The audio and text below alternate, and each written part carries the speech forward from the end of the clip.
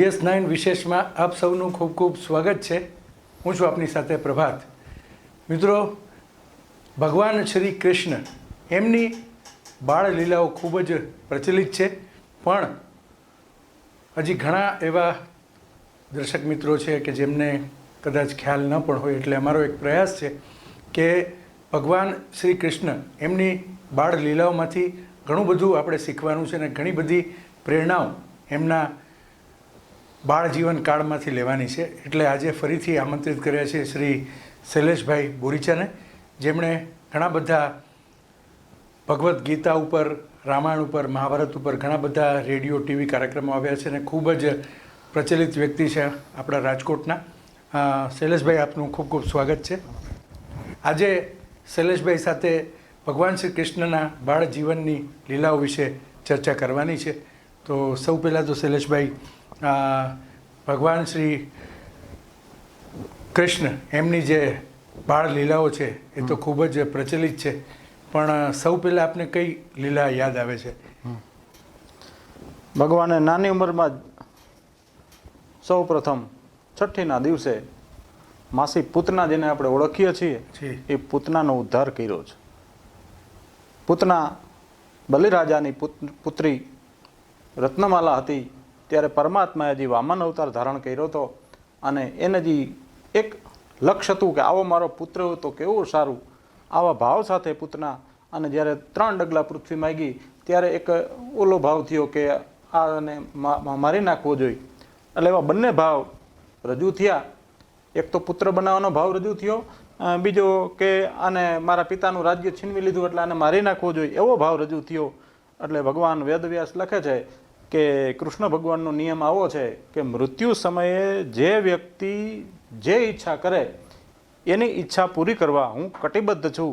આ રત્નમાલાની ઈચ્છા હતી, એટલે કોઈ પણ ઈચ્છા હોય, હા, સારી ખોટી કોઈ પણ અંતિમ સમયની ઈચ્છા પરમાત્મા કે હું પૂરી કરવા કટિબદ્ધ છું. મૃત્યુ સમયે જેની ઈચ્છા હોય એમાં એ જ વિષયમાં એનો જન્મ થાય છે.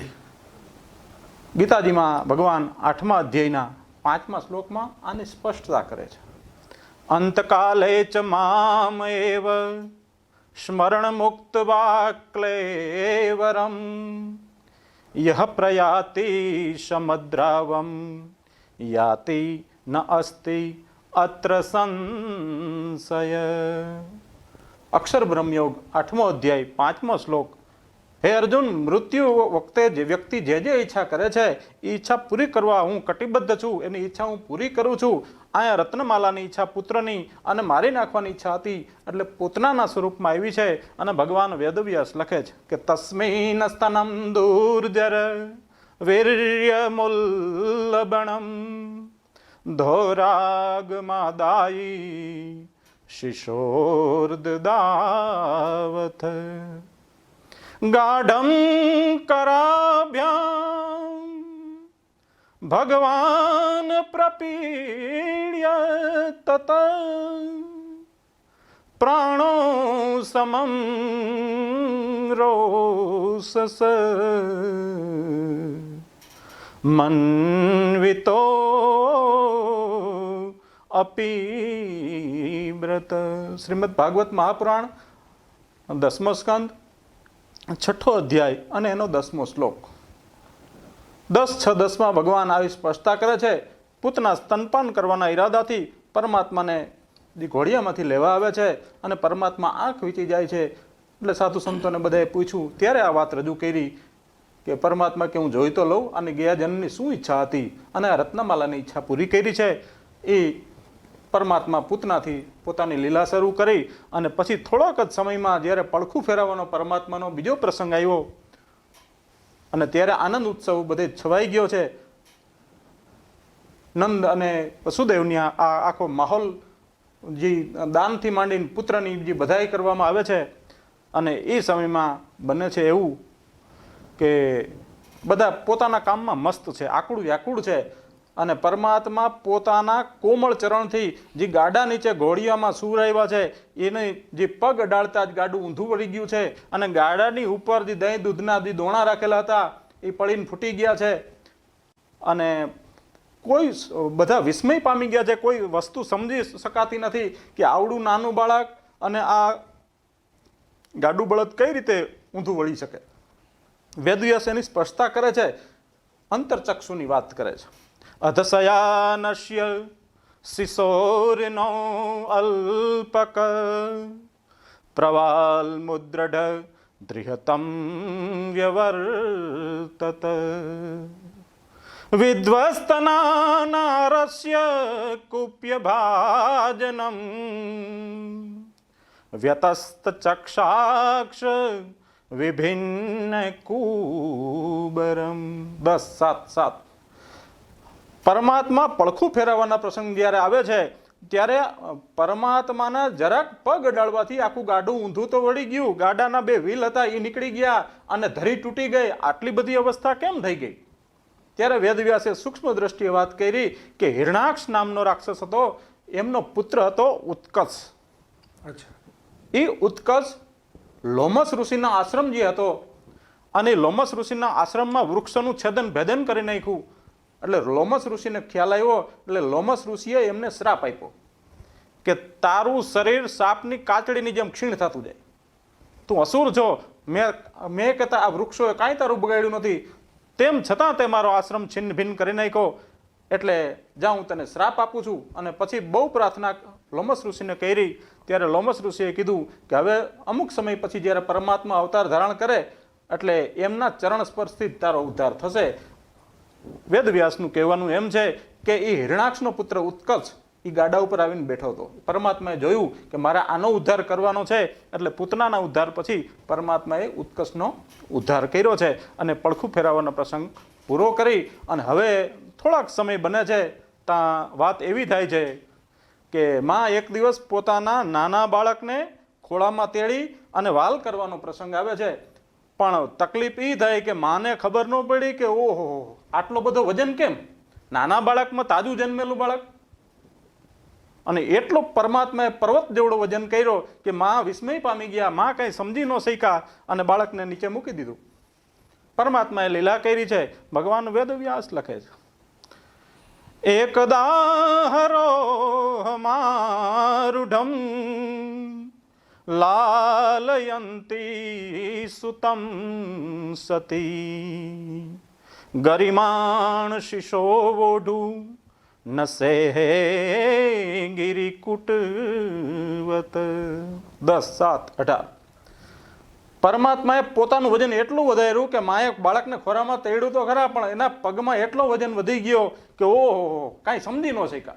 કોકે વેદવ્યાસને પૂછ્યું કે આ નાના બાળકનો આટલું બધું વજન હોય?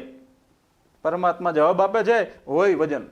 કેમ જવાબ હોય? તો કે એની અંદર તમામ પ્રકારના અંતરિક્ષ છે, એની અંદર તમામ પ્રકારના જ્યોતિર્મંડળ છે, એની અંદર તમામ પ્રકારના 5 વાયુ છે. પરમાત્માએ નદી સરોવર બધું એની અંદર સમાયેલ છે.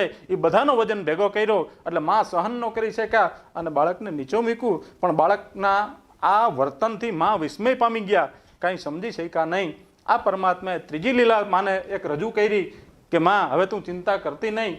અને થોડાક જ સમય થયા તો પાછો પ્રસંગ આવ્યો માનો કે માને એમ થયું કે આજ તો મારા બાળકને હું સ્તનપાન કરાવતી એને વાલ કરું.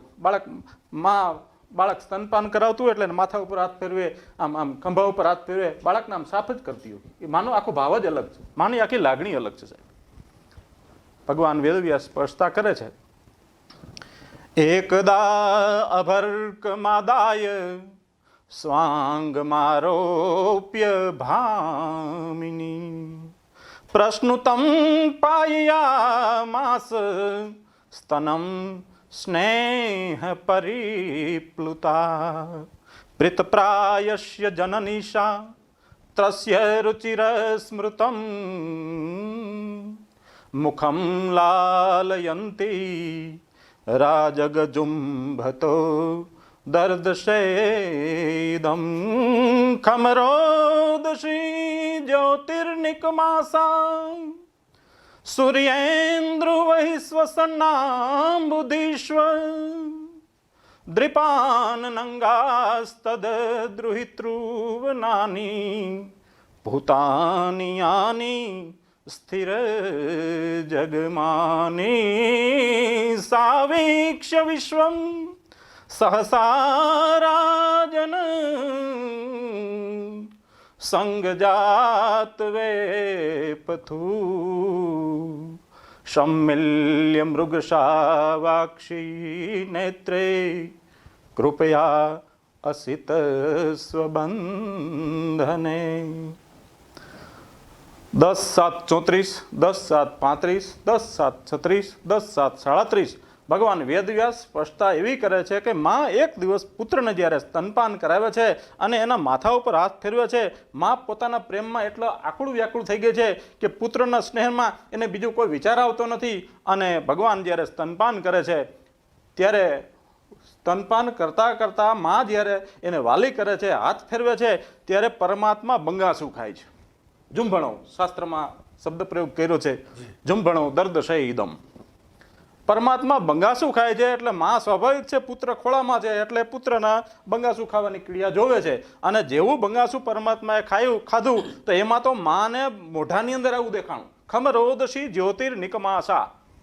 અગ્નિ, વાયુ, આકાશ, પૃથ્વી, જળ, તમામ પ્રકારની તન્માત્રાઓ, નદીઓ, સરોવર, પહાડ, બધી વસ્તુ પરમાત્માને એમાં દેખાય છે માને. એટલે માં તો પોતાની આંખોથી કંઈ નક્કી કરી શકતી નથી કે આ હું શું જોઉં, સપનું જોઉં છું કે આ સાચી વસ્તુ છે, આ કંઈ નાના બાળકના મોઢામાં આવું બધું હોય. પરમાત્મા માને પોતાનું દિવ્ય દર્શન કરાવે છે. પણ વેદવ્યાસ લખે છે કે હરણી જેવા નેત્રોવાળી માં, મૃગશાવાસ્ત્રી, કે માના જે નેણ છે એની આંખું છે એ હરણ જેવી છે, એટલી કોમળ છે. અને માં એટલા લાગણીમાં તરબોળ છે કે આ બાળકની ક્રિયાને જાણી શકતા નથી. એટલે પોતે થોડીક વાર અચેતન થઈ જાય છે કે આ કાંઈ જાણી શકાતું નથી, આ કેવું બાળક છે. પરમાત્મા આવી અનેક લીલા કરી છે. અને પછીનો પ્રસંગમાં ભગવાન વેદવ્યાસ લખે છે કે હવે ધીમે ધીમે પરમાત્મા થોડાક આમ ભાખોડિયા ભળ હાલવાની ક્રિયા ચાલુ થાય. એમાં બનાવ એવો બન્યો કે બધા તરફથી ફરિયાદો આવી કે આ તમારું બાળક છે ને એ માટી ખાય છે. અને સ્વાભાવિક છે સાહેબ, નાના બાળકને છે ને માટી, ભીની માટી હોય ને, અને આપણે બધાએ ખાધેલી જ હોય. અરે માએ પણ ખાધેલી હોય, સ્ત્રીને પણ જ્યારે ગર્ભમાં બાળક હોય ને ત્યારે એ માટી ખાવાનું મન થાય, કારણ કે આપણે જન્મ એમાં 5 તત્વોમાંથી એક તત્વ માટી છે. બિલકુલ. એટલે સ્વાભાવિક એના પ્રત્યે આપણે આકર્ષાય, પ્રેમ લાગે. એટલે આવી ફરિયાદ આવી કે આ કૃષ્ણે તો માટી ખાધી. અને પરમાત્મા પોતાની તોતડી ભાષામાં બોલે છે, નાહમ ભક્ષિત વાનંબ, એમાં મેં માટી ખાધી નથી. સર્વે મિથ્યાભિશંસન, લીલા કરતા કહે છે કે એ બધા ખોટું બોલે છે. પરમાત્મા આવી પોતાની અદ્ભુત લીલા કરે છે. અને બધા કહે છે ના ના તમે એનું મોઢું ખોલાવો, માટી અમે જોઈને માટી ખાધી. અને ભગવાન જ્યારે માના બહુ કહેવાથી માટી મોઢું ખોલે છે અને એમ કે હમણાં માટી નીકળશે, બધા નાના બાળકો જે આ રાહમાં જોઈને બેઠા છે. અને માએ પાછું મોઢામાં જોયું તો પાછું પરમાત્માએ વિશ્વનું દર્શન કરાવ્યું. સાતત્ર દર્દ સે વિશ્વમ જગત સ્થાસનું ચખમ દિશમ સાદ્રિદ્રિપામ દિ ભૂગોલમ સ્વાપવગ્નિ દુપ્તારકમ જ્યોતિશ્ચક્રમ જલમ તેજો નભસ્વાન વિયદેવ ચ વૈકારિકાણી ઇન્દ્રિયાણી મનોમાત્ર ગુણાસ્ત્રય. 10:8:34, 10:8:36, 10:8:37 પરમાત્માએ પાછું માને વિશ્વનું સ્વરૂપનું દર્શન કરાવ્યું. એમાં જ્યોતિષ મંડળ દેખાણું, નક્ષત્રો દેખાણા, બધા પ્રકારના વાયુ દેખાણા, અને અગ્નિને પરમાત્મા પી જતા હોય એવું તત્વ દેખાણું. ત્યારે માં પાછા વિસ્મય પામી ગયા કે ઓહો આ હું શું જોઉં છું. વેદવ્યાસ અહીંયા સ્પષ્ટતા કરે છે, માના ખોળામાં પરમાત્મા બેઠા હતા ને એનું વજન આટલો હતો. આ બધું વજન ક્યાં જાય? પરમાત્મા એવી અનેક લીલા કરી છે. અને પછી આ માટી ખાવાના બાળ લીલાના પ્રસંગમાંથી તો આપણા ભજનિકો, સાધુ સંતો અને જે પરમાત્મા પ્રેમી ભક્તજનોએ અનેક પદ લખ્યા છે. એમાં એક પદ જે ટૂંકમાં હું તમને એક કડી કહું તો શ્રદ્ધેય વિનોદ અગ્રવાલજીનું છે. અને એ આ પ્રમાણે કહે છે, વીરની વેદના પોતાની રજૂ કરે છે પરમાત્માની. પરમાત્મા માટી ખાવાનો પ્રસંગ આવે છે અને માં આ બોલે છે, એ લખે છે, ક્યા યાદ નહીં મોહન તુમકો गोकुल में माटी का खाना क्या याद नहीं मोहन तुमको, गोकुल में माटी का खाना, सखिया के घर में जाकर के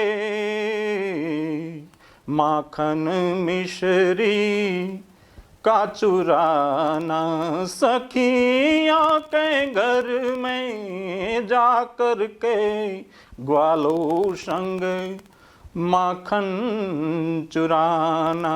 माखन तो आज भी मटकी में तुम गोकुल आना भूल गए। माखन तो आज भी मटकी में तुम गोकुल आना भूल गए। मथुरा में जाकर मनमोहन तुम मुरली बजाना भूल गए। मुरली का बजाना भूल गए, गऊं का चराना भूल गए।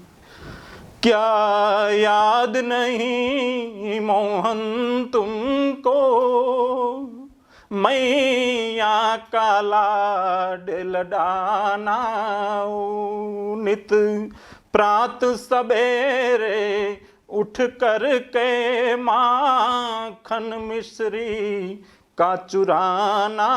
ओ मैया आज भी आस में बैठी है तुम भोग लगाना भूल गए। मैया आज भी आस में बैठी है तुम भोग लगाना भूल गए। मथुरा में जाकर मनमोहन तुम मुरली बजाना भूल गए। માનો ભાવ રજૂ કરે છે, માં રાહ જોવે છે. સાહેબ, દરેક દીકરાને આ લાગુ પડે વર્તમાનમાં.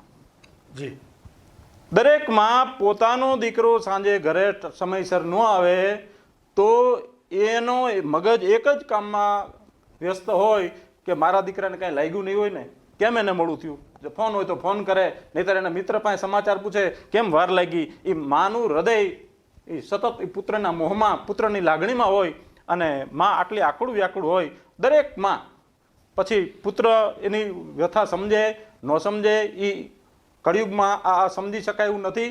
કારણ કે તુલસીજી કળિયુગનું વર્ણન કર્યું છે ને, એમાં આ પુત્રને સમજવું બહુ અઘરું પડે.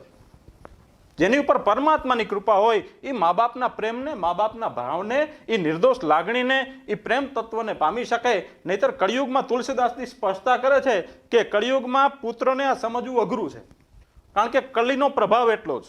બહુધામ સવાર ધામ જતી બિશયા હરિલિન્હીન રહી બિરતી તપસી ધનવંત દરિદ્ર ગૃહી કલકૌતુક તાતન જાત કહી સુત માનહિ માતું પિતા તબલો અબલા નહીં દીખ નહીં જબ તો સસુરારી પ્યારી લગી જબ તે રિપુરૂપ કુટુંબ ભય તબ તે કુલવંત નિકારી નારી સતી ગૃહ આને હું ચેરી નિબેરી ગતિ.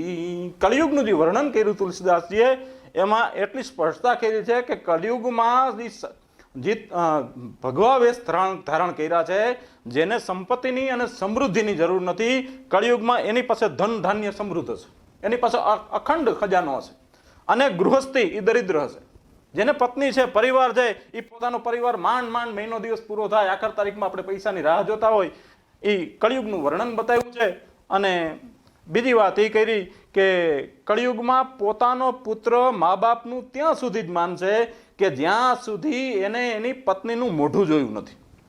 જેવું એનું પત્નીનું મોઢું જોયું અને તરત જ એને મોહમાં એટલો ફસાઈ ગયો કે પછી એને મા બાપની લાગણી, મા બાપનો પ્રેમ એનો સમય મર્યાદા અથવા તો એ બીજી દિશામાં દોરાઈ જશે. અને કળિયુગનું તુલસીદાસજી વર્ણન કરતા આગળ લખે છે કે સસુરારી પિયારી, પોતાની ઘરે જો સાડી આવશે કે પાટલા સાસુ આવશે તો તે દિવસ તો આનો ચહેરો તમે જુઓ તો જેમ નરેન્દ્ર મોદી જેને મળ્યા હોય ને આનંદમાં માણસ આવે કે કોઈને રામ કૃષ્ણ મળી ગયા હોય ને આનંદમાં હોય, તેથી એટલો પ્રફુલ્લિત હોય. તેથી બહાર જવાનો પ્રોગ્રામ નક્કી થઈ ગયો હોય, તેથી ઢોસા પંજાબી ચાલુ થઈ જાય સાહેબ. અને એમને મોકલાય નહીં, એને તરત કળિયુગમાં સાડી લઈ દેવામાં આવશે, એને ડ્રેસ લઈ દેવામાં આવશે, એને જે સેન્ડલ લઈ દેવામાં આવશે જે સાડીને ગમતું હોય. અને એની પાસે જેમ મદારી પાસે જે માંદરો જે ઉછળકૂદ કરે એમ પોતાની સાડી પાસે અને પાટલા સાસુ પાસે કળિયુગમાં આ પુરુષ એટલો આકુળ વ્યાકુળ થઈ જશે. અને પોતાની જ ઘરે જો બેન આવશે ભૂલે ચૂકે તો ભાભીને પણ નો જ ગમે, સ્વાભાવિક વાત છે, બહુ ઓછી જગ્યાએ હોય, પણ ભાઈ પણ તરત એના મય થઈ જશે. અને બેન છાનુમુના ખૂણામાં બે આંખના આંસુ પાડી લેશે અને પોતાના છેડેથી લૂઈ નાખશે, ભાઈને પણ નહીં ખબર પડવા દે. આવું કળિયુગનું વર્ણન છે. એટલે કળિયુગમાં માતા પિતાનો પ્રેમ સમજવો, એ જેની ઉપર પરમાત્માની અસીમ કૃપા હોય તો જ માનો ભાવ સમજાય. નહીતર માનો મને આ દીધું ના ન દીધું, ભાગ મને ઓછો થયો ને જાજુ થયો, એમાં જ જીવ્યો છે. એટલે પરમાત્માની જેની ઉપર કૃપા હોય એ મા બાપનો નિર્દોષ પ્રેમ માણી શકે. પણ એટલું સત્ય છે સાહેબ, માની તુલનામાં કોઈ આવી શકે નહીં, આવી શકે નહીં ને આવી શકે નહીં. માં માત્ર કાંઈ ન હોય એની પાસે, કોઈ ખાવા કાંઈ નથી, રોટલી કાંઈ નથી, ઘર પરિવાર કાંઈ નથી, પણ માં ખાલી માથે હાથ ફેરવે ને સાહેબ તો એ માં એ અહિત કરીને રાજી થાય જ નહીં. બીજા બધા સંબંધો સ્વાર્થના હોય, જ્યારે માનો સંબંધ સીધો સાહેબ નિસ્વાર્થ. પરમાત્મામાં પણ ક્યાંક ખૂણે સ્વાર્થ આવે છે, મામાં પણ એક ખૂણે સ્વાર્થ આવતો નથી. એટલે મા તત્વ અદ્ભુત છે. પરમાત્માની જેની કૃપા હોય એ મા તત્વને માણી શકે. અહીંયા પરમાત્મા પોતાની બાળ લીલા કરે છે. એટલે માને આનંદ આપવા માટે, માને સુખ દેવા માટે આ બધી વસ્તુ બતાવે છે કે માં તું ચિંતા કરમાં, હવે હું આવી ગયો છું, આખું સમુદ્ર ભૂમંડળ મારી અંદર છે, હું બેઠો છું, તારે કોઈ ચિંતા કરવાની જરૂર નથી. જેમ શ્રી હનુમાનજીનો જન્મ થવાની સાથે બાલ સમય રવિ ભક્ષ લિયો તબ ચારો યુગ ભયો અંધિયારો, ચારેકોર અંધારું થઈ ગયું અને શ્રાપ મુક્ત માને જન્મ થવા હનુમાનજીએ તરત સૂર્યને ગ્રહણ કરી લીધું. એમ પુત્ર એ છે જે મા બાપની ચિંતામાં ઘટાડો કરે. પુત્ર એને કહેવાય કે જે મા બાપને દિવસે દિવસે આનંદ આપે, એ પુત્રનો ધર્મ છે. તકલીફ સંસારમાં ગૃહસ્થીમાં બધાને હોય, પત્નીને ગમે ન ગમે આ બધાને થાય જ, પણ પુત્રનો ધર્મ તરીકે પુત્રએ વફાદાર માતા પિતાને રહેવું જોઈએ. અને જે પુત્ર માતા પિતાને આનંદિત રાખે છે ને સાહેબ, સ્વર્ગના દેવતાઓ પણ એની ઉપર પ્રસન્ન થાય છે અને ક્યાંનો ક્યાં પહોંચી જાય છે. ખૂબ સાચી વાત છે. અહીંયા પરમાત્મા માને આખી પૃથ્વી, નક્ષત્રો, જ્યોતિષ મંડળ આ બધું બતાવે છે. અને હવે પરમાત્મા આ માને રાજી કરીને હવે એક બીજી લીલા કરવા જાય છે. બનાવ એવું બને છે કે ગોકુળમાં સાહેબ એક દૈત્ય આવે છે, અસુર રાક્ષસ, એનું નામ તૃણાવ્રત છે. અને એ એટલો તૃણાવ્રત માયાવી છે કે પોતાનું સ્વરૂપ બદલાવી શકે છે. આપણે હનુમાનજી પાસે અષ્ટ સિદ્ધિ છે ને, એ સિદ્ધિનો અર્થ જ એ થાય કે પોતે નાનું સ્વરૂપ, મોટું સ્વરૂપ, સૂક્ષ્મ શરીર બધું કરી શકે. એ આ તૃણાવ્રત પાસે સિદ્ધિ છે. એટલે તૃણાવ્રત પોતે શરીરને બદલે વંટોળિયાના સ્વરૂપમાં આવ્યો છે. એટલો વંટોળિયો થયો કે ગોકુળમાં ચારેકોર ધૂળની ડમરી, કાંઈ મકાન કોઈને દેખાય નહીં, કોઈ દુકાન કાંઈ વસ્તુ જ દેખાય નહીં. અને જ્યાં પરમાત્માજી રમતા હતા ત્યાંથી એને ઉપાડ્યા કે વંટોળિયોને લઈ જાઓ અને કંસને હું પ્રસન્ન કરું કે જો તું બાળકનું કહેતો હતો ને, જેટલા બાળક જન્મે એને મારી નાખવાના, આ કૃષ્ણ હોય તો આને હું મારી નાખું. અને પરમાત્માને લઈને વંટોળિયામાં ઉપર ચડ્યો છે. અને પરમાત્માને ખબર પડી, આમ જોયું કે આ તો તૃણાવ્રત છે. ગલગ્રહણની શ્રેષ્ઠ દૈત્યો નિર્ગત લોચન. તૃણાવ્રત નામનો દૈત્ય આવે છે વંટોળિયાના સ્વરૂપમાં. એ જે ડમરી થઈને ઉડે છે, પોતાની સિદ્ધિથી પોતે સૂક્ષ્મ શરીર ધારણ કર્યું છે અને પરમાત્મા નાના બાળકના સ્વરૂપમાં રમે છે. પણ બધું જાણે છે, જોવે છે કે કંસે મોકલેલો તૃણાવ્રત છે અને મને મારવા માટે આકુળ વ્યાકુળ થયો છે. પરમાત્મા તૃણાવ્રતને કાંઈ કહેતા નથી, ગોકુળમાં કાંઈ દેખાતું નથી. બધા લોકો કૃષ્ણ પરમાત્માને ગોતે છે પણ કાંઈ જોઈ શકાતું નથી. એટલે આકુળ વ્યાકુળ થયા છે. અને અહીંયા પરમાત્માએ જોયું કે આ તૃણાવ્રત છે એટલે તરત જ પોતે પોતાનું શરીરનું વજન વધાર્યું. એટલું વજન વધાર્યું કે ભગવાન વેદવ્યાસને સ્પષ્ટતા કરવી પડી કે ગલગ્રહણની શ્રેષ્ઠો દૈત્યો નિર્ગત લોચન. અવ્યક્ત રાવો અન્ય પતત સહબાલો વ્યસુરુજે. 10:7:28. પરમાત્માએ પોતાનું એટલું વજન વધારે કર્યું કે તૃણાવ્રત આ વંટોળીઓ થઈને જે આકાશમાં ઊંચે લઈ જવાના હતા પરમાત્માને ન્યાજીને પછાડવાના હતા, એને બદલે ભગવાને પોતાનું વજન એટલું વધાર્યું કે તૃણાવ્રત આમ ડમરી ઉપર ચડી શકી નહીં. અને પરમાત્માએ જેમ ધૂળની ડમરીમાં કાંઈ કોઈને દેખાતું નહોતું એટલે એને ખબર પડી કે હવે મારી લીલા કોઈ જોઈ શકશે નહીં.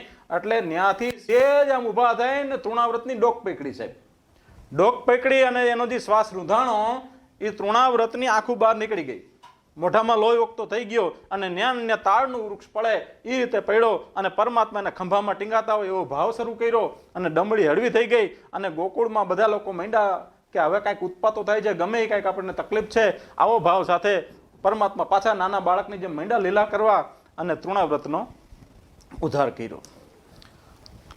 થોડાક પરમાત્મા સેજ અવસ્થા થઈ, સેજ થોડાક મોટા થયા તા તો બીજો પ્રસંગ એક એવો બન્યો છે. બધા લોકોની ફરિયાદ આવવા માંડી કે અમારી ઘરે માખણ ચોરી જાય છે, અમારા દોણા ફોડી નાખે છે, તમારે ગાયું ક્યાં ઓછી છે. 9 લાખ ગાયું હતી સાહેબ, એક બે નહોતી કે નો લેવા જતા એવું નહોતું. આ તો બધાની ઘરે લીલા કરવાની હતી. એટલે ફરિયાદ આવી અને કે તમારો કાનુડો અમારું માખણ ખાઈ જાય છે. પાછો ખાઈ જાય તો વાંધો નહીં, પાછા બીજાને ખવડાવે. બધા ગ્વાલો અને સુદામા સહિત બધાને ખવડાવે એટલું નહીં, પણ ઘણી વખત એવું થાય કે જ્યાં બાજુમાંથી વાંદરા આવે તો વાંદરાને બધાને માખણ દી, બારીએથી બધાને દીધા રાખે, બધા ખાય અને અમારું માખણ દઈ આ કરી નાખે છે. અને માને ફરિયાદ ગઈ એટલે માં તો પેલા થોડીક વાર વાત થઈ પણ બહુ થયું એટલે માએ કીધું કે આજ તો મારે તને છે ને ખાંડણીયાથી બાંધી જ દેવો છે, આજ તો તને બાંધી દેવો છે. ભગવાન વિચાર કરે આખું જગત મારા બંધનમાં છે પણ માં હવે તું માં છો એટલે મારા તારા હાથે બંધાવવું પડશે. આવી અનેક લીલાઓ કરી અને જ્યારે માં નેતરનું દોરડું જે છાસ ફેરવાનું રવાયો હોય પરમાત્માએ એ નેતરનું દોરડું લઈને માં ખાંડણીયાથી પરમાત્માને બાંધવા જાય છે, કૃષ્ણ પરમાત્માને. અને બાંધવા જાય તો બને એવું કે ભગવાન લીલા કરે છે અને માને આનંદિત કરવી છે એટલે એ દોરડું 2 આંગળે જ ટૂંકું પડે. ગાંઠ વારવા જાય તો 2 આંગળ દોરડું ટૂંકું. ગાંઠ વારવી કેવી રીતે? 2 છેડા ભેગા થાય તો ગાંઠ વરાય ને. એટલે માં બીજો આઈડિયો કરે કે આજ તો તું તોફાન કરસ ને બધાની ફરિયાદ આવે છે ને એટલે બીજું દોરડું લઈ આવે. બીજું દોરડું લઈ આવે ને વળી એની ગાંઠ વારે, પછી એ 2 દોરડા ભેગા કરીને આમ બાંધવા જાય તો 2 આંગળ દોરડું ટૂંકું. આના જેવો જાદુગર સાહેબ બીજો કોણ હોય? જાદુગર સમ્રાટ. એટલે કહેવાય હરિ તારા 6000 નામ કે નામે લખવી કંકોત્રી. અને ક્યાં નામે બોલાવો? આની પાસે કઈ કળા નથી. 64 દિવસમાં 64 કળા બધી પરમાત્માએ પ્રાપ્ત કરી. અને 2 આંગળ જે દોરડું ટૂંકું જ પડતું જાય વરીમાં ત્રીજું દોરડું લઈ આવે, ચોથું દોરડું લઈ આવે. આમ દોરડાનો ઢગલો કર્યો, ગાંઠું વારી વારીને બંધ કરવા જાય દોરડું ટૂંકું પડે. માને કાંઈ સમજાણું નહીં કે આવું તે કઈ રીતે આવડું બાળક અને આ જેટલું દોરડા લઈ આવું.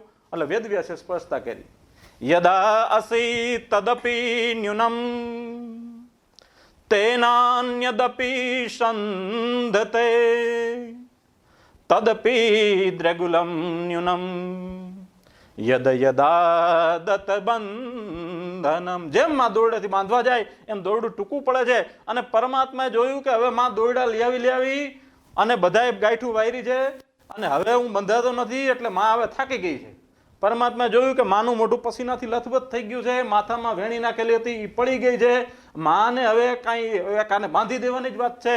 એટલે હવે જો હું નહીં બંધાવું તો મારી માને દુઃખ થશે. એટલે પરમાત્મા પોતે સ્વમેળે બંધાય છે. ભગવાન વેદવ્યાસ સ્પષ્ટતા કરે છે સ્વમાતુ સ્વિન્ગાત્રાય વિરસ્ત કબર રજ દ્રષ્ટવા પરિશ્રમ કૃષ્ણ કૃપયા અસિત સ્વબંધને. પરમાત્મા પછી પોતે આપમેળે બંધાણા છે. અને માને એમ થઈ ગયું કે ના મેં હવે કાનુડાને બાંધી દીધો અને પછી માં બીજું કામ કરવા જાય છે. અને પરમાત્માને અહીંયા લીલા કરવી હતી એટલે એક આ માખણનો પ્રસંગ લીધો છે. હકીકત વાત એવી હતી કે પરમાત્મા ખાંડણીએ બંધાણા, માને આવો ખાંડણીએ બાંધવાનો વિચાર આવ્યો, ગોપીઓની આવી ફરિયાદ આવી. એનું કારણ આખું બીજું હતું સાહેબ. કોઈ સાધુ સંતોને પૂછ્યું કે ભગવાન હોય તો એનો અવતાર શા માટે લેવો પડે? પરમાત્માને અવતાર લેવાની જરૂર ક્યાં છે? ત્યારે સંતોએ જવાબ આપ્યો કે પરમાત્માને અવતાર લેવાની જરૂર નથી, પણ એ બ્રાહ્મણો માટે જન્મ લે, એ ગાયોની રક્ષા માટે જન્મ લે, એ ધર્મની રક્ષા માટે જન્મ લે. વિપ્ર ધ્યેયનું સુર સંત હિત, સંતોની સજ્જન માણસોની રક્ષા માટે પરમાત્મા જન્મ લે છે. અને અહીંયા પરમાત્મા ખાંડણીયાથી બંધાણા છે અને માં એક બાજુ જાય છે પોતાનું વાસીદું બધું કામ કરવા, અને અહીંયા પરમાત્મા એ ખાંડણીયાને ઉપાડી બાંધ્યો છે અને ત્યાં લઈને ગોકુળના વનમાં જાય છે.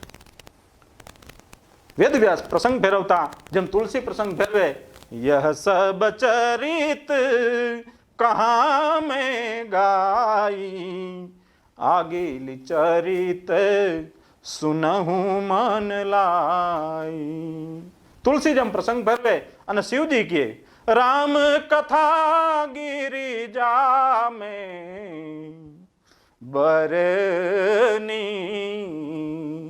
કલિમલ હરની મનોમલ હરની. શિવજી પાર્વતીને કહે છે, હે ગિરિજા, મેં તને રામની કથા, કૃષ્ણની કથા ગાઈને સંભળાવી, જે કળિયુગના તમામ પ્રકારના પાપોનો મેલોનો નાશ કરે છે. એવી પરમાત્માની આ કૃષ્ણ પરમાત્માની લીલા છે.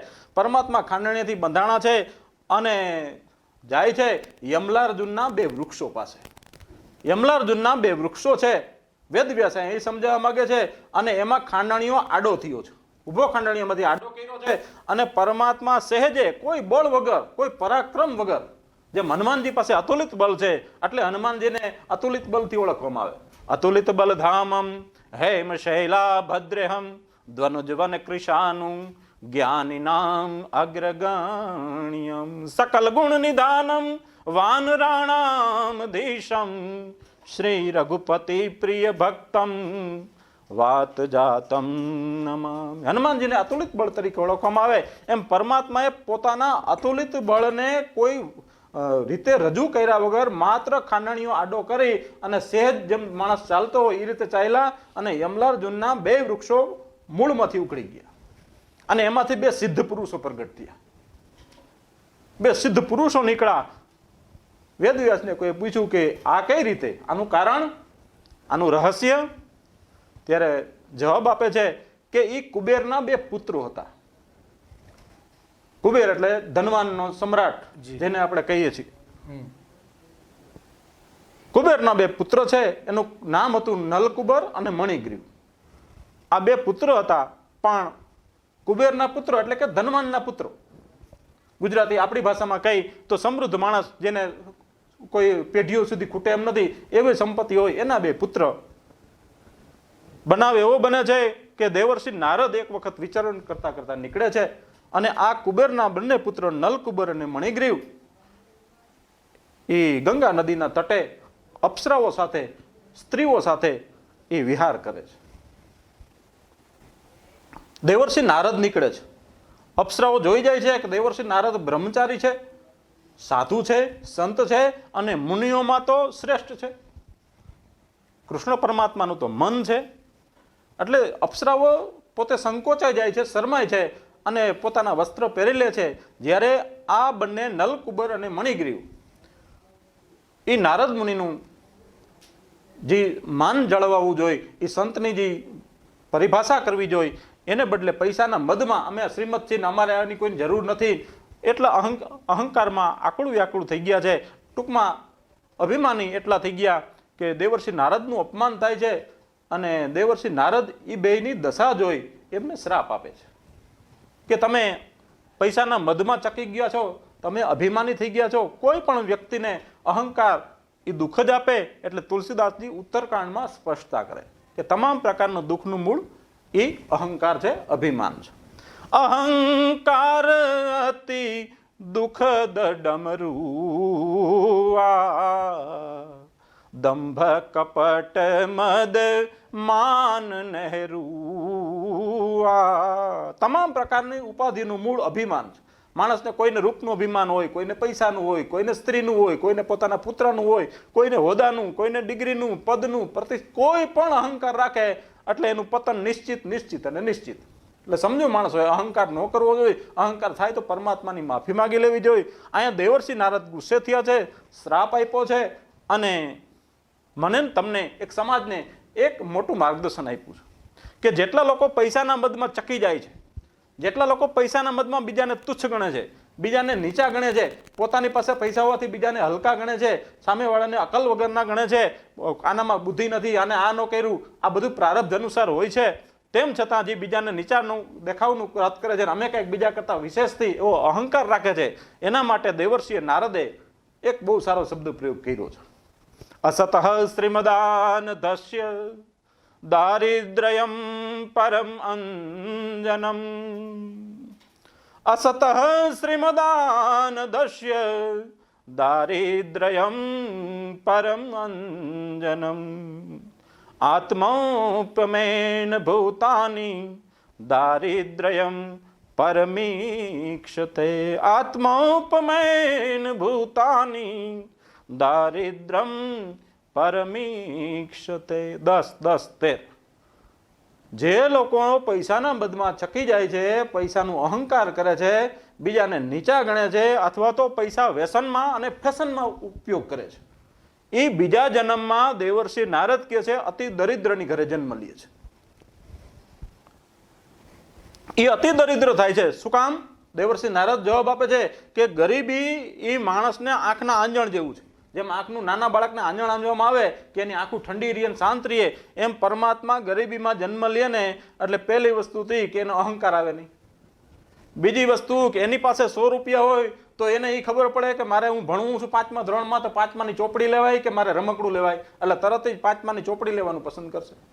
100 રૂપિયા છે ને કામ 2 કરવાના છે, એટલે પહેલી વસ્તુને અગત્ય એને આપશે. એટલે ગરીબ માણસની આંખું આપોઆપ ખુલી જાય, એનામાં બુદ્ધિ ઓટોમેટિક આવી જાય, અને ગરીબીને કારણે અહંકાર તો જન્મથી હોતો જ નથી. એટલે અહંકાર નીકળી જાય. એટલે નારદ મુનિ આ નલકુબરને મણિગ્રીવને અહીંયા ચેતનમાંથી જળ બનાવી દીધા છે, બંનેને વૃક્ષ બનાવી દીધા છે, અને બહુ પ્રાયશ્ચિત કર્યો, પ્રાર્થના કરી, દેવર્ષિ નારદની માફી માંગી. ત્યારે દેવર્ષિ નારદે કીધું છે કે ભગવાન કૃષ્ણના હશે તમારો ઉદ્ધાર થશે, પણ બંને વૃક્ષો એક સાથે ઉખેડશે ત્યારે. અને અહીંયા પરમાત્માએ નલકુબરને જે ગતિ આપવા માટે એ ખાંડણી હતી, માના હાથે બંધાણા, માને પણ વિસ્મય થઈ જાય, કાંઈ ખ્યાલ ન આવે, એ રીતે બંને વૃક્ષોને ઉખેડ્યા છે. નલકુબર અને મણિગીરી બે પ્રસિદ્ધ પુરુષ પ્રગટ થયા છે, અને પરમાત્માની સ્તુતિ કરી અને પોતે પોતાના ઘરે કુબેરની ઘરે ગયા છે. અહીંયા નલકુબરનો પ્રસંગ આવ્યો છે. પુરા નારદ શ્રાપેન વૃક્ષતામ પાપિતો મદાત નલકુબર મણિગ્રીવાવાસતુ યમલાર્જુનમ. આ નારદ શ્રાપનો પ્રસંગ નલકુબર મણિગ્રીવનો રજૂ થયો, અને ભગવાન વેદવ્યાસ આગળ પરમાત્માની લીલાનું વર્ણન કરતા કરતા કહે છે એવ મેતેષુ ભેદેષુ ચિરમ ધ્યાત્વા સ આત્મભૂ નલકુબર મણિગ્રીવાસતુ યમલાર્જુનમ. આ રીતે દેવર્ષિ નારદ બદ્રિકાશ્રમમાં નારાયણમાં ગયા છે, અને પરમાત્મા પાછા જેમ કોઈ વિસ્મય કોઈ વસ્તુની ખબર ન પડે એમ ઘરે આવી અને ખાંડણીએ મૂંગા મોઢે પાછા જેમ બંધાયેલા હતા એમ બંધાઈ અને પોતાની લીલા પૂરી કરે છે. આમ પરમાત્માએ અસંખ્ય લીલાઓ કરેલી છે. આગળની લીલાનું ભગવાન વેદવ્યાસ વર્ણન કરતા રજૂ કરે છે. શ્રી કૃષ્ણ ગોવિંદ હરે મુરારે હે નાથ નારાયણ વાસુદેવા. બનાવ એવો બને છે સાહેબ કે વત્સાસુર નામનો એક અસુર આવે છે.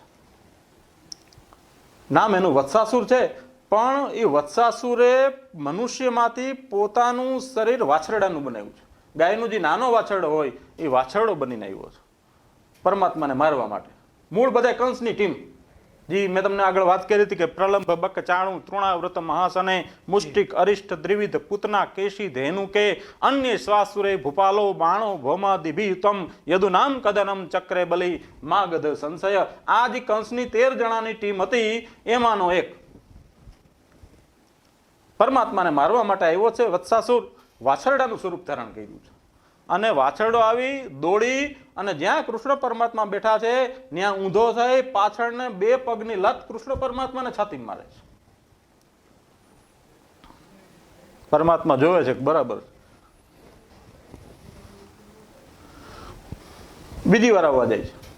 પરમાત્માએ એ વત્સાસુરના 2 પગ અને પૂંછડું બે પકડ્યા છે એક હાથે, અને આમ ગોળ ફૂદડી કરીને ફેરવો છે. વત્સાસુરને ફેરવો, વત્સાસુરના એ ફૂદડી ફેરવતો હતો ને એમ જ પ્રાણ નીકળી ગયા છે. એને ખબર પડી કે હવે આમાં છૂટવાનો કોઈ રસ્તો નથી. ભગવાન વેદવ્યાસ લખે છે, ગૃહિત્વા અપર પાદાભ્યમ સહલાગુલમ અચ્યુત ભ્રામયિત્વા કપિ તથા અગ્રે પ્રાહિણો ગત જીવિતમ સહ કપિત્ય મહાકાય પ્રાપ્ત્ય માને પપાત. 10, 11, 43. વત્સાસુરનો પરમાત્માએ ઉદ્ધાર કર્યો, ત્યાં તેના પ્રાણ નીકળી ગયા અને કંસની ટીમમાંથી એક પાછો ઓછો થઈ ગયો. બીજે દિવસે પરમાત્મા ગોપ બાળકો ભેગા જે નાના નાના જાય છે તો બનાવ એવો બને છે. આ મને ને તમને આ હું લીલા વાત કરું છું સાહેબ, પરમાત્માની. આ તો પરમાત્મા પણ મારા ને તમારા જીવનમાં આવી અનેક સમસ્યાઓ આવતી હોય. બિલકુલ. આ એના સંદર્ભમાં યુવાનોને આ મોટા ભાગની વાત યુવાનો માટે છે. બિલકુલ, એમને પ્રેરિત કરે. હા, યુવાનોને પ્રેરિત કરવા માટે.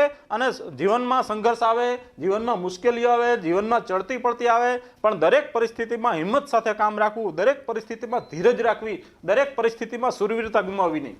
બિલકુલ. રામાયણમાં તો સ્પષ્ટતા કરે છે ભગવાન રામ. વિભીષણ જ્યારે પ્રશ્ન પૂછે સાહેબ આવો કે પરમાત્મા મારા ભાઈ પાસે તો આવો રથ છે દ્રવ્ય કે આકાશમાં ઉડી પણ શકે, અને એ જેને કહીને કે લુપ્ત પણ થઈ જાય, પ્રકાશિત પણ થાય. હવે તમે તો પાદુકા હતી એ ભરતજી લઈ ગયા છે, તમારી પાસે તો રથ છે નહીં, તો તમે આ રાવણ ઉપર કેવી રીતે શાસન કરશો?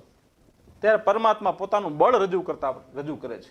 આ વાતને સંદર્ભ લાગુ પડે સાહેબ કે જુવાનોમાં આ 2 વસ્તુ હોવી જોઈએ. યુવાનોએ હિંમત ન હારવી જોઈએ.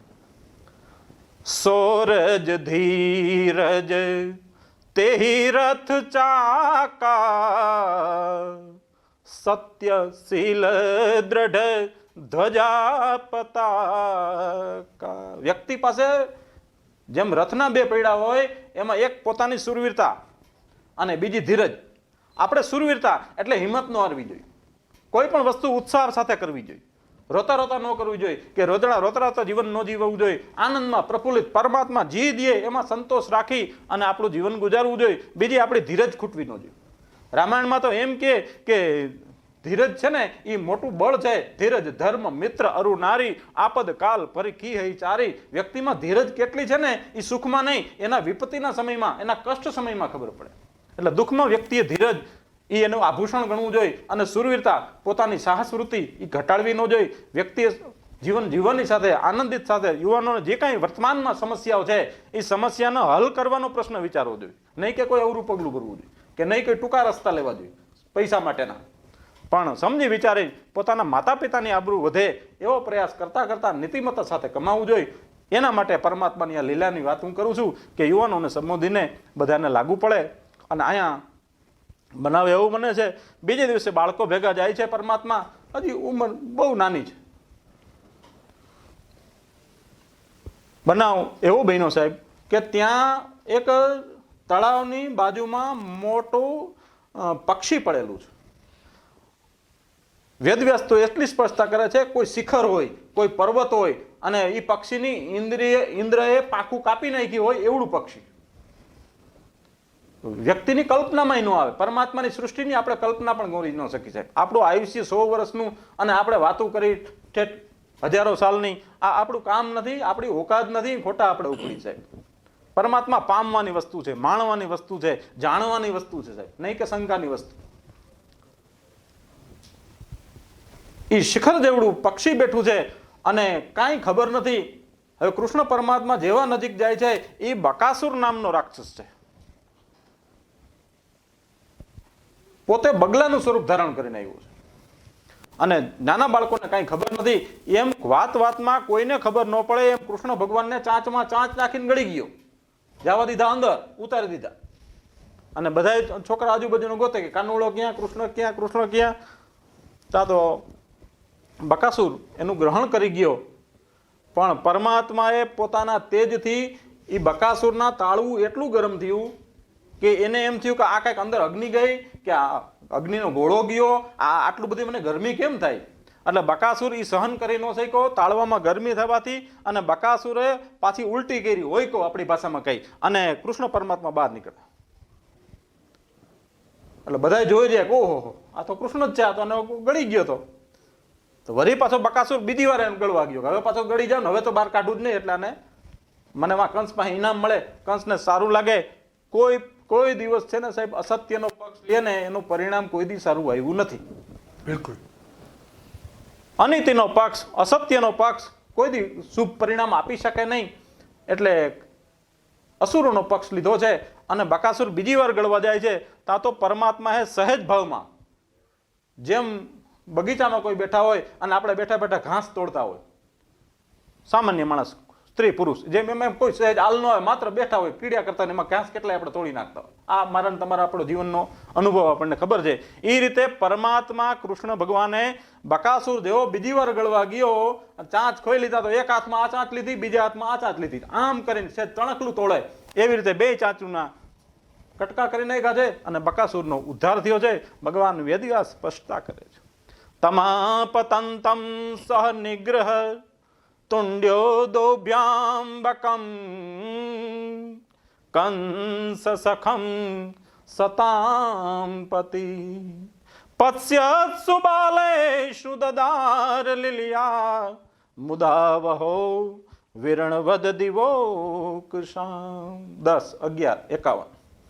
પરમાત્માએ બકાસુરનો ઉદ્ધાર કર્યો છે. બકાસુર પોતે મૃત્યુ પામ્યો છે, અને જેવો બકાસુરનો મૃત્યુ પામ્યો એટલે બનાવ એવું બન્યું કે પછી થોડીક તકલીફ પડી બધા રાક્ષસોને. તકલીફ એવી પડી કે બીજે દિવસે બકાસુરનો ભાઈ અઘાસુર આવ્યો, એ પૂતના અને બકાસુરનો ભાઈ. એટલે એને ભાઈ ઉપર લાગણી થાય કે આજ તો કૃષ્ણ ભગવાનને મારી જ નાખો. બીજે દિવસે અઘાસુર આવ્યો છે. અઘાસુર નામનો રાક્ષસ છે, એ અજગરનું સ્વરૂપ ધારણ કરીને આવ્યો છે, વિશાળ અજગર થયો છે. શાસ્ત્રમાં તો વર્ણન એવું આવે છે કે 1 યોજન પોતાનું કદ એને વધાર્યું છે. 1 યોજનનું આપણે ભાષા પ્રમાણે ગુજરાતી, હું કઈ પંડિત કે જ્ઞાની કે કોઈ સાંખ્ય શાસ્ત્રનો પ્રણેતા નથી, પણ સામાન્યપણે ગુજરાતી એમ કહે છે કે 1 યોજનનું અર્થ આપણી ભાષામાં 400 ગાવ થાય. અને 400 ગાવનો અર્થ સામાન્યપણે ગણો તો એક ગાવની અંદર 3 કિલોમીટર આવે, એટલે 4 તેરીને 1200 કિલોમીટર થાય. એવડું પોતાનું શરીર વધાર્યું. અને 1200 કિલોમીટર આપણે અહીંથી જામનગર જવું 100 કિલોમીટર થતું. એટલે એનું આપણે માપ કાઢી શકીએ નહીં, એ શાસ્ત્રની વસ્તુ. આ આપણી ગણતરી મગજમાં ન બેસી શકાય. આપણું આયુષ્ય ટૂંકું, આપણી વાત ટૂંકી. આપણે જે અમારા ગામડામાં કહેવાય છે ખેતરની અંદર જે કાળું જીવડું થાય ને, એ આવડું માટીનું ઢેફું લઈ અને ખેતીમાં આટા મારતું હોય. એ ક્યાં જતું એને ખબર ન હોય, એમાં ને એમાં મૃત્યુ શાંત થાય પામવાનું હોય, પણ એ એની જિજ્ઞાસા એની ચાલુ જ રાખે. એમ આપણે એ જઈ કે અહીંયા આવ્યા, પરિવાર કર્યો, અને માંડ આપણી આજીવિકા શરૂ કરી અને જવાનો સમય આવી જાય, ખબર પડતી નથી. આયુષ્ય નાનું, અને આ બધી વાતનો આપણે કરી બહુ શોભે નહીં. પણ યથાયોગ્ય આપણે પરમાત્માની લીલા કરવા પ્રયત્ન કરી કે ગુણગાન ગાય તો આપણી જીભ પવિત્ર થાય. સમાજ બધું જાણે છે સાહેબ. અને એ અઘાસુરે પોતાનું 1 યોજન મોટું કર્યું. જમીન ઉપર એક મોઢું ખોલી અને રાખ્યું છે, અને બીજું મોઢું છે એમ કહેવાય છે કે વાદળા સાથે અથડાઈ ગયું, એટલું મોટું કર્યું. અને કૃષ્ણ પરમાત્મા આ 4-5 વર્ષની અવસ્થામાં, 5 વર્ષ સુધી પૂરા નથી થયા, પણ 4-5 અવસ્થામાં ગાયો અને વાછરડો ચારવા જાય છે, ગ્વાલો સાથે જાય છે, બધા ગોકુળના છોકરાઓ સાથે, અને વળતી વખતે સાંજના સમયે પાછા આવે છે. અને ત્યારે અઘાસુર નામનો અજગર એ પોતાનું મોઢું ફેલાવી વિશાળ રીતે રોડ ઉપર ઊભો રહી ગયો છે. એટલે રોડ કઈ જગ્યા જ રહેવા દીધી નથી.